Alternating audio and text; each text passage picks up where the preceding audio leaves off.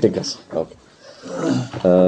সকলোকে মই আজি আমাৰ যিটো এটা ড্ৰাফ্ট ইলেক্ট্ৰল ৰোল আমাৰ যিটো আগন্তুক ইলেকশ্যন আছে 2026 ষ্টেট ইলেকশ্যনৰ তাৰ স্পেচিয়েল ৰিভিজন নটিফাই কৰা হৈছিলে। Election commission of India special revision notify কৰিছিলে।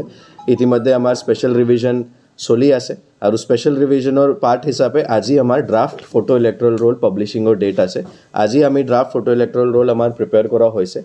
আমাৰ ডিষ্ট্ৰিক্টত টোটেল ৰেচনেলাইজেশ্যনৰ পিছত আগতে আমাৰ ডিষ্ট্ৰিক্টত 845 পলিং ষ্টেচন আছিলে। ৰেচনেলাইজেশ্যন কৰাৰ পিছত এতিয়া আমাৰ ডিষ্ট্ৰিক্টত 886 পলিং ষ্টেচন হৈ গৈছে। 886 সমষ্টি ৱাইজ যদি আমি চাওঁ, টিয়কত 249, যোৰহাটত 182, মৰিয়নীত 210 আৰু তিতাবৰত 245, টোটেল 886 পলিং ষ্টেচন।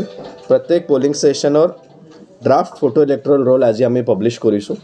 আমাৰ স্পেচিয়েল ৰিভিজনৰ যিটো এটা পাৰ্ট আছিলে হাউচ টু হাউচ ছাৰ্ভে, ইতিমধ্যে house to house survey complete কৰা হৈছে। লাষ্ট 20 নৱেম্বৰ তাৰিখৰ পৰা হাউচ টু হাউচ ছাৰ্ভে আৰম্ভ হৈছিলে আৰু 20 ডিচেম্বৰ তাৰ ডেডলাইন আছিলে। আমি 20 ডিচেম্বৰৰ আগে house to house survey complete কৰিছোঁ আৰু ইতিমধ্যে house to house survey complete কৰাৰ পিছত আজি আমি ড্ৰাফ্ট ইলেক্ট্ৰল ৰোল পাব্লিছ কৰি আছোঁ।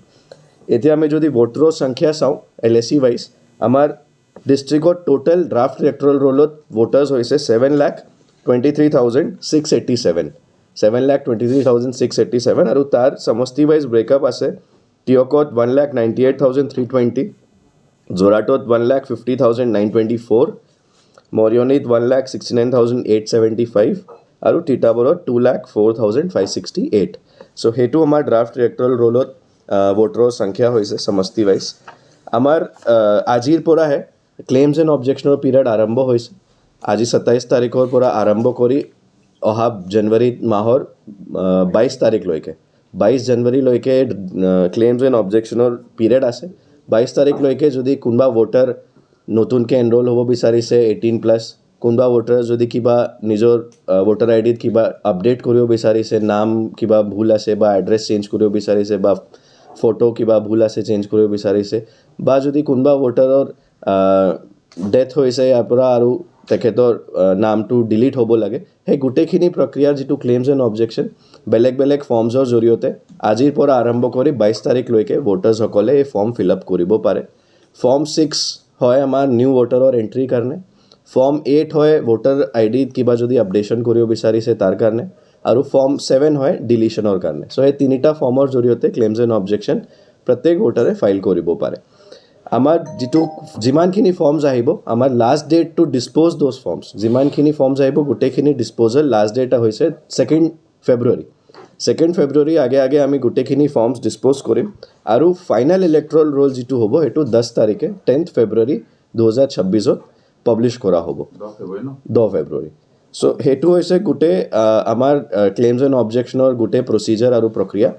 আৰু আমাৰ যিটো ভোটাৰ লিষ্ট আছে, যদি কোনোবা ভোটাৰ কিবা পাৰইউজ কৰিব বিচাৰি আছে, চাব বিচাৰি আছে তেখেতৰ নাম ঠিক আছে নে নাই, ফটো ঠিক আছে নে নাই, বা কিবা যদি বেলেগ প্ৰব্লেম আছে চেক কৰিব বিচাৰিলে, প্ৰত্যেক ভোটাৰ লিষ্ট ইয়াৰো অফিচতো উপস্থিত থাকিব, BLO লগতো উপস্থিত থাকিব আৰু আমাৰ ইলেকশ্যন অফিচ যিটো আছে তাৰ পৰাও আহি পাৰইউজ কৰিব পাৰে, চাব পাৰে।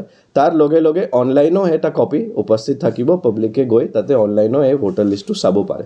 অনলাইন যিটো ৱেবছাইট আমাৰ ডিষ্ট্ৰিক্ট ৱেবছাইটত থাকিব, jorhat.assam.gov.in, সেই ৱেবছাইটত গৈ ড্ৰাফ্ট ইলেক্ট্ৰল ৰোল চাব পাৰে আৰু যদি কিবা তাত ক্লেইমছ এণ্ড অবজেকশ্যন ফাইল কৰিব বিচাৰিছে তাৰ পৰা চাই পিছত ক্লেইমছ এণ্ড অবজেকশ্যন ফাইল কৰিব পাৰে।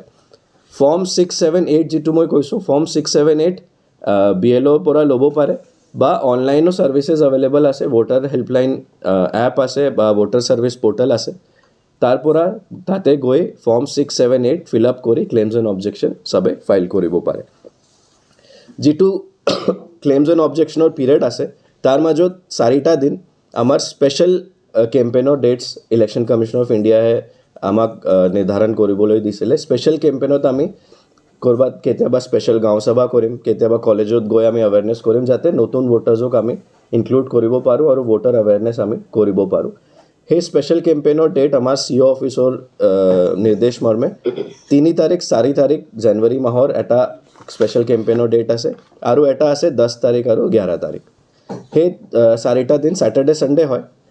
3 তাৰিখ 4 তাৰিখ ছেটাৰডে ছানডে আৰু 10 তাৰিখ 11 তাৰিখ ছেটাৰডে ছানডে, সেই টাইমত স্পেচিয়েল কেম্পেইন হ'ব।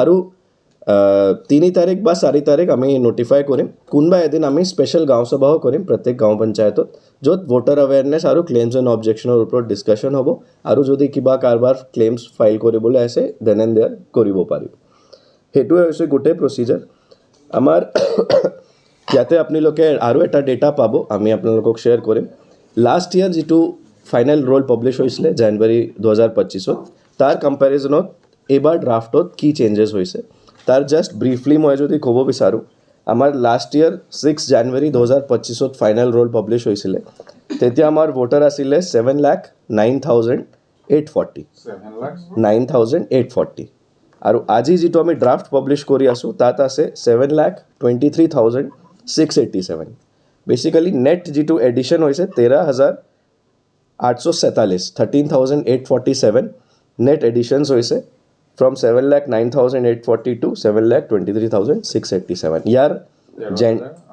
13,847 ইয়াৰ মেল ফিমেল আৰু LSE ৱাইজ ডেটা ইয়াত আছে আপোনালোকে এইটো লৈ ল'ব পাৰিব ডিটেইল ডেটা যদি বিচাৰিছে আমাৰ যিটো হাউচ টু হাউচ ছাৰ্ভে কৰা হৈছিলে হাউচ টু হাউচ ছাৰ্ভেও ইতিমধ্যে কমপ্লিট হৈছে আৰু হাউচ টু হাউচ ছাৰ্ভেত আমি টোটেল তাতে তিনিটা কেটেগৰীত আমি আইডেণ্টিফাই কৰিছিলোঁ ডেড ভোটাৰ্ছ কিমান আছে আইডেণ্টিফাই কৰা হৈছিলে শ্বিফটেড ভোটাৰ্ছ কিমান আছে আইডেণ্টিফাই কৰা হৈছিলে আৰু আনএনৰোল্ড 18+ যোনে 18+ হৈছে কিন্তু ভোটাৰ তালিকাত সোমোৱা নাই সেই তিনিটা কেটেগৰীৰ নাম্বাৰছো আমাৰ হাতত আহি পাইছে আমাৰ ডিষ্ট্ৰিক্টত আপোনালোকে তাত চাব পাৰে 18,300 ভোটাৰ্ছ ডেড ভোটাৰ হিচাপে আইডেণ্টিফাই কৰা হৈছে 18,300 আৰু সেই ভোটাৰ্ছখিনি আমি ক্লেইমছ এণ্ড অবজেকশ্যন পিৰিয়ডৰ ভিতৰতে ফৰ্ম 7 কালেক্ট কৰি আমি তাৰ ভোটাৰ ডিলিশ্যন আমি প্ৰচেছ কৰিম শ্বিফটেড ভোটাৰ্ছ আইডেণ্টিফাই কৰা হৈছে 8,643 আৰু আনএনৰোল্ড 18+ মানে 18+ হৈছে কিন্তু ভোটাৰ লিষ্টত সোমোৱা নাই তেনেকুৱা ভোটাৰ্ছ আইডেণ্টিফাই কৰা হৈছে 13,804 13,804 চ' সেইটো আমাৰ ব্ৰিফ ডিটেইলছ আছে উইথ ৰিগাৰ্ড টু আমাৰ ভোটাৰ লিষ্ট যিটো ড্ৰাফট পাব্লিছ হৈছে মই আকৌ একবাৰ ক'ম যে চব ভোটাৰ লিষ্ট ড্ৰাফট লিষ্ট যিটো আছে ERO office BLO office election অফিচত আহি চবে চাব পাৰে বা অনলাইনত চেক কৰিব পাৰে আৰু যদি কিবা ক্লেইমছ এণ্ড অবজেকশ্যন আছে 22 জানুৱাৰীৰ আগে আগে সেই ক্লেইমছ এণ্ড অবজেকশ্যন ফাইল কৰি দিব লাগে যাতে 2 ফেব্ৰুৱাৰী আগে আগে ডিছপ'জ কৰি আমি 10 ফেব্ৰুৱাৰী ফাইনেল ইলেক্ট'ৰেল ৰোল পাব্লিছ কৰিম